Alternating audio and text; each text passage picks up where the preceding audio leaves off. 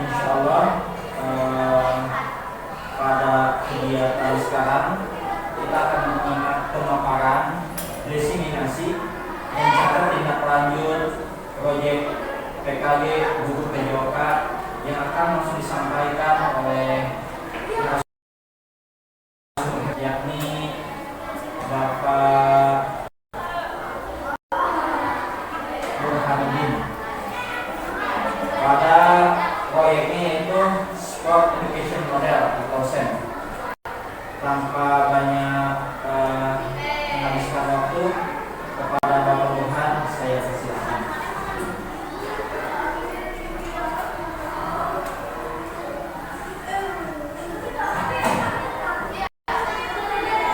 Baiklah, terima kasih kepada waktunya. Sebelumnya saya ucapkan terima kasih banyak yang terhormat Bapak Kepala Sekolah, yang terhormat rekan kerja perjuangan Bapak Ibu Guru. Alhamdulillah dalam kesempatan ini saya akan memberikan suatu penjelasan atau setelah saya mengikuti proyek PKG Guru PJOK, banyak pelajaran yang saya pelajari, terutama dari model pembelajaran. Banyak model pembelajaran yang sebelumnya saya sama sekali tidak pernah tahu. Setelah mengikuti KKG PJOK, ternyata begitu banyak dan begitu mengasihkan.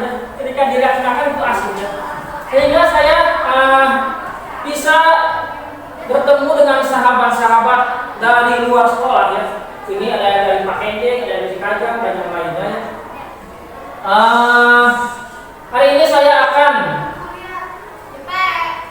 memberikan Sport Education Model atau SEM, yang mana ini sesuai dengan profesi guru PJOK saya itu tentang futsal ya. Di mana sebentar lagi kita akan selesai mengadakan UAS, kemudian biasanya kita mengadakan program antar sekolah itu porak ya. Nah di sini saya akan menyampaikan tentang futsal ya. Nah sebelum kita sampai ke acara futsalnya itu, maka di sini saya sendiri akan menyampaikan apa itu SEM. Siapa yang pertama kali mengembangkan Sport Education Model? Yang pertama mengembangkan model Sport Education yaitu dikembangkan pertama kali oleh Ohio State University oleh pakar pendidikan jasmani Kawakan, yaitu dari Sidentop. Model ini dirancang untuk menciptakan pengalaman keolahragaan yang lebih bermakna dan komprehensif. Pengembangannya didasari oleh tujuan spesifikasinya dalam menyediakan pengalaman keolahragaan yang inklusif dan realistik, mensimulasi struktur dan dinamika tim serta kompetisi olahraga yang aktual. Nah, dalam hal ini ya, semua bidang olahraga dan semua pelajaran sekarang lebih terstruktur dan lebih mengedepankan kepada siswa ya. Jadi guru hanya sekadar memfasilitasi dan murid yang akan berkontribusi secara penuh.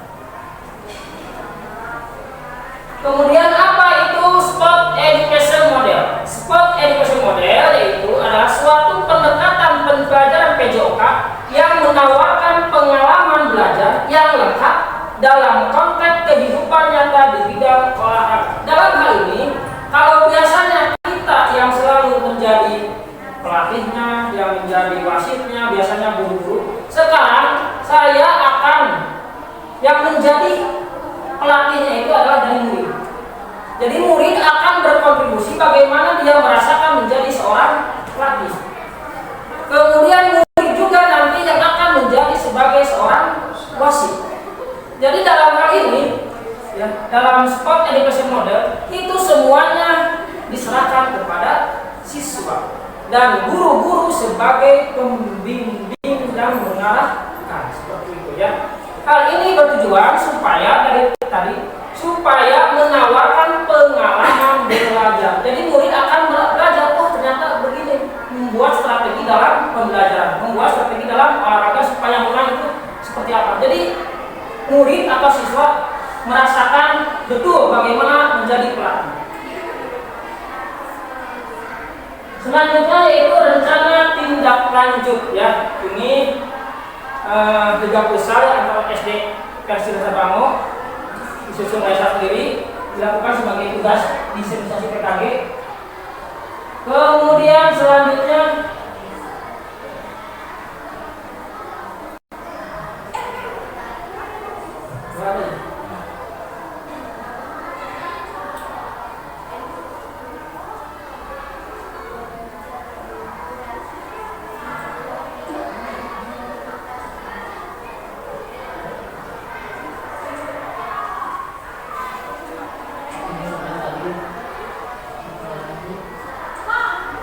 latar belakang mengapa saya mengambil futsal. Karena seperti kita ketahui di antara ekstrakurikuler selain karate yang lebih banyak juga adalah futsal ya.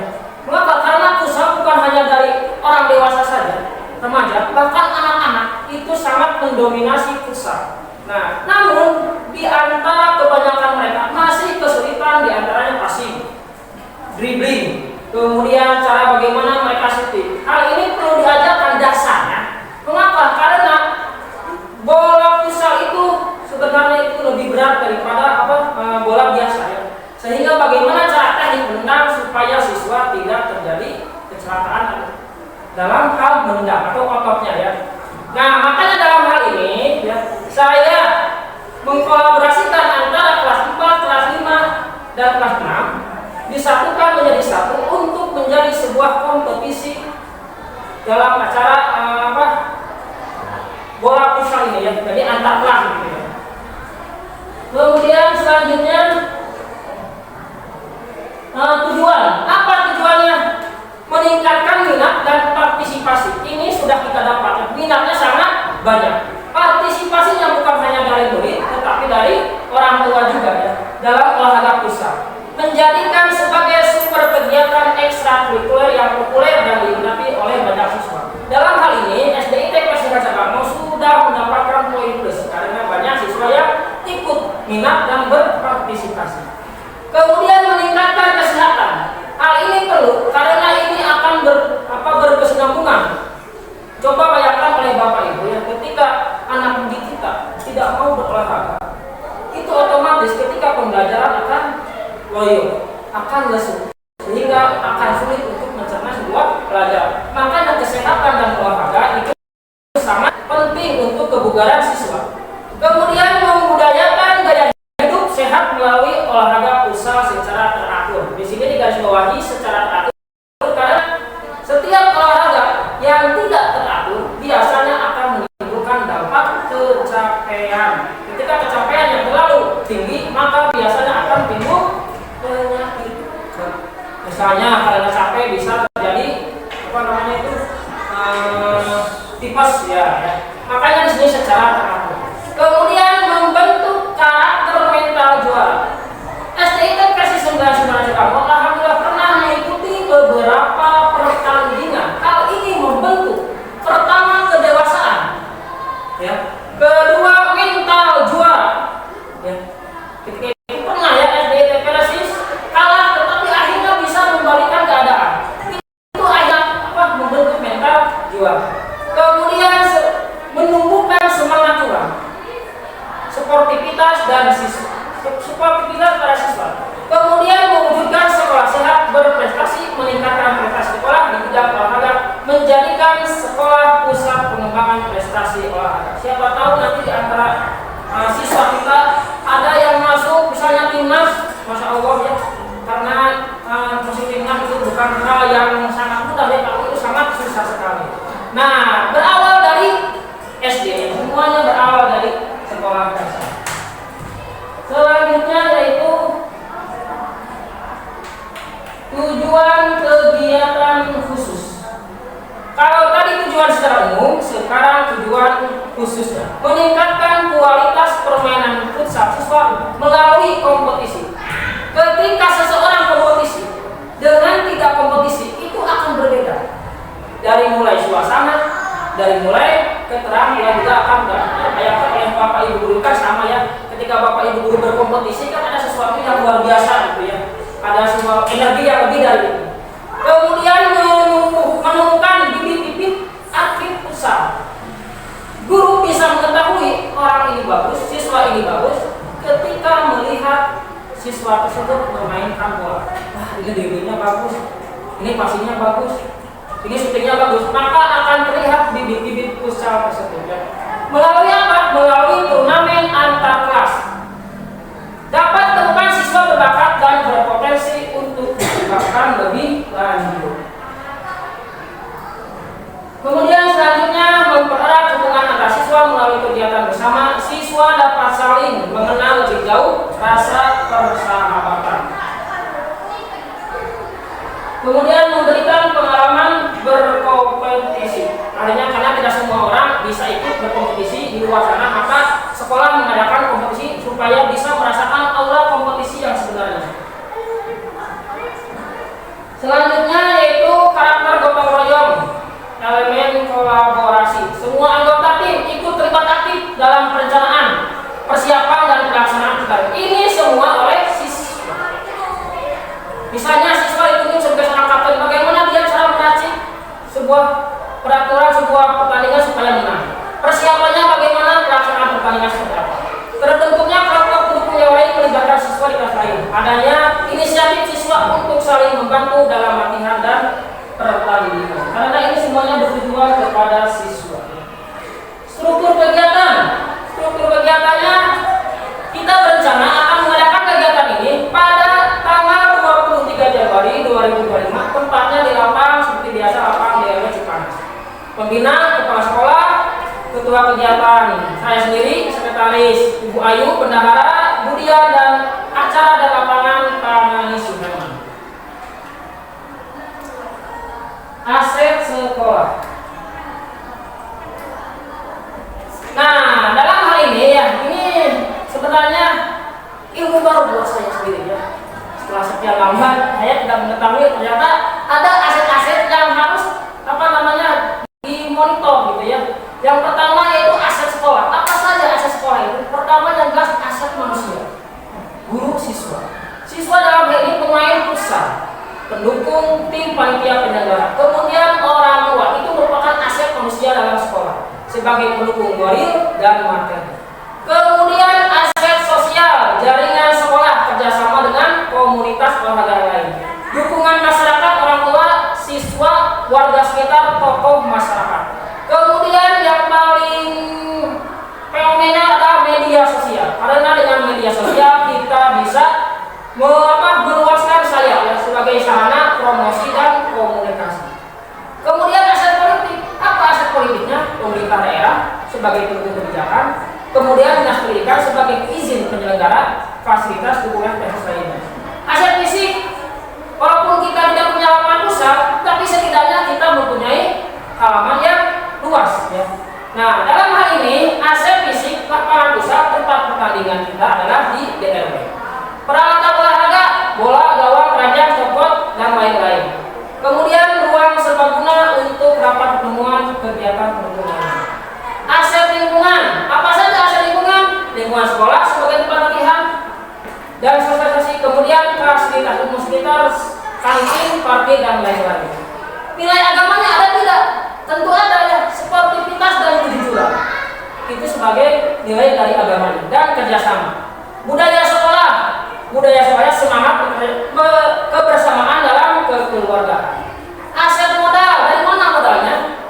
Kita menganggarkan modalnya dari anggaran sekolah, dana yaitu dari BOS. Kemudian peralatan yang dimiliki sekolah dapat dimanfaatkan untuk mendukung kegiatan turnamen futsal tersebut. Selanjutnya, Bapak-bapak Ibu, evaluasi program.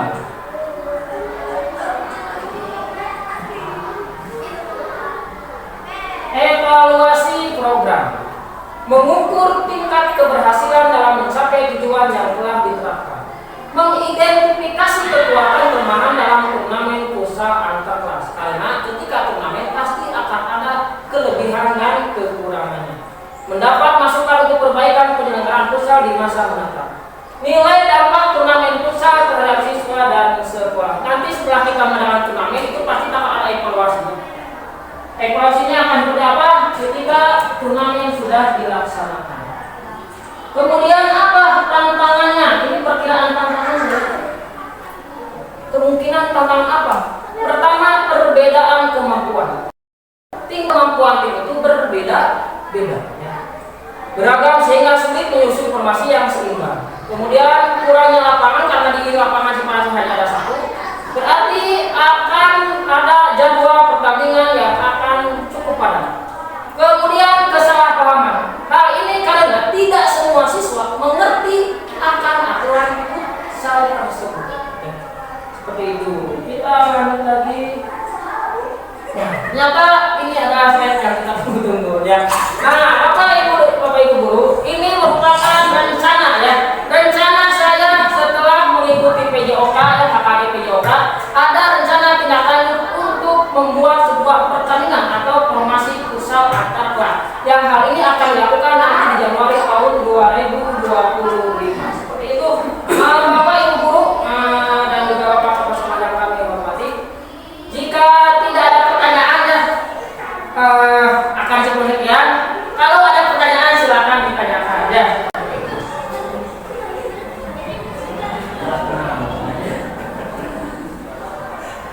Tidak ada, cukup saja ya. Siap. Ya, cukup saja. Jadi cukup, terima kasih ya Bapak Ibu dalam hal ini rencana tindak lanjut yang akan dilakukan yang saya berikan yaitu tentang futsal antar kelas di SDT versi 99 Banjarmasin. Terima kasih atas kerjasamanya. Wabillahi taufiq wal hidayah. Wassalamualaikum warahmatullahi wabarakatuh.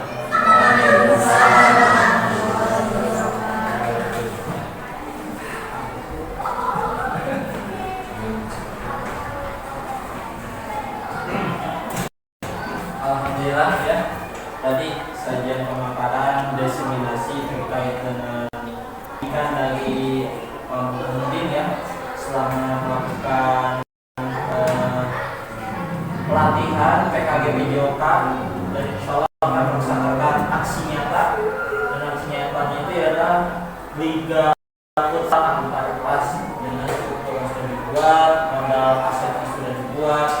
Dan insya Allah mungkin pelaksanaannya akan disegerakan pada bulan Juli. Semoga untuk tadi rencana aksinya yang dilakukan oleh pemerintah di dapat terlaksana. Kita sebagai selaku pendukung program-program yang direncanakan oleh pemerintah. Tadi alhamdulillah mungkin untuk sesi tanya jawabnya akan dilanjutkan secara tidak formal ya, kemudian langsung berjalan saja nanti di luar. Ya semoga dengan adanya program ini dapat tadi kembangkan minat-minat peserta didik khususnya pada futsal, dan itu memberikan manfaat untuk peserta didik agar terlatih secara mental dan psikis, biasa mental, psikis dan juga raganya. Ditutup untuk kegiatan diseminasi hari ini, kita tutup saja dengan hamdalah bersama-sama. Alhamdulillahirabbil alamin.